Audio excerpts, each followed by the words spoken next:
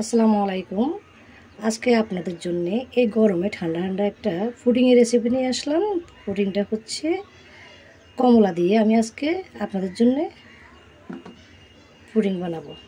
এখানে আমি কিছু কমলার জুস নিয়ে নিয়েছি, একেবারে ছেঁকে, কোনো রকম কোনো কমলার আঁশ কিছু নেই, ছেঁকে নিয়েছি। আর এখানে লাগবে আমার এই যে জেলি পাউডার।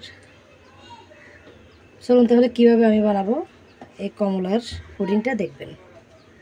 আমি একটা পাতলের মধ্যে দিয়ে দিয়েছি কমলার জুসগুলো, দিয়ে দিচ্ছি চিনি, চুলাটা দিয়ে দিচ্ছি আমি। এবার চিনিগুলোকে একটু গলিয়ে নিচ্ছি, তার মধ্যে আবারও দিয়ে দিবে এখানে জেলাটিন পাউডারটা।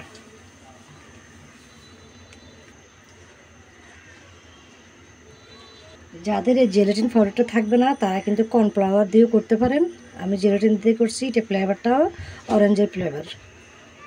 এভাবে লাড়তে থাকবেন, না হলে এটা নিচ দিয়ে লেগে যাবে যখন একটু ঘন হয়ে আসবে। এবার আমি চুলা থেকে নামিয়ে নিচ্ছি, এরকম একটা বাটির মধ্যে সেট করার জন্য নিয়ে নিচ্ছি। ঠান্ডা হওয়ার জন্যে অপেক্ষা করতে হবে, কেমন হয় দেখবেন। হওয়ার জন্যে কমলার পুডিংটা প্রায় 30 মিনিটের মধ্যে আমি ফ্রিজে রেখে দিয়েছিলাম। এবার আমি মোল আউট করে নিব। এখান থেকে কি সুন্দর লাগতেছে, দেখুন কি সুন্দর কালার হয়েছে। সাইড থেকে একটু সরিয়ে দিবে এভাবে।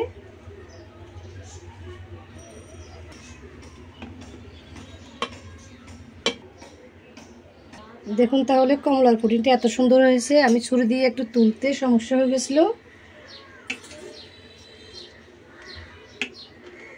বানিয়ে ফেললাম এবার কমলার পুডিং। কেমন লাগলো আপনাদের কাছে? অবশ্যই স্বাস্থ্যকরভাবে বাসায় বানাবেন একটু এভাবে কমলা দিয়ে, খুব ভালো লাগে। ফল দিয়ে কিন্তু এভাবে অনেক রকম বানানো যায়।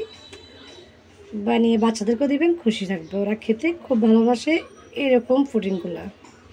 তো আজকের রেসিপিটা আপনাদের কাছে কেমন লাগলো এই কমলার পুডিংটা জানাতে বলবেন না, আর সাবস্ক্রাইব করে আমার চ্যানেলটাকে আমার পাশে থাকতে বলবেন না।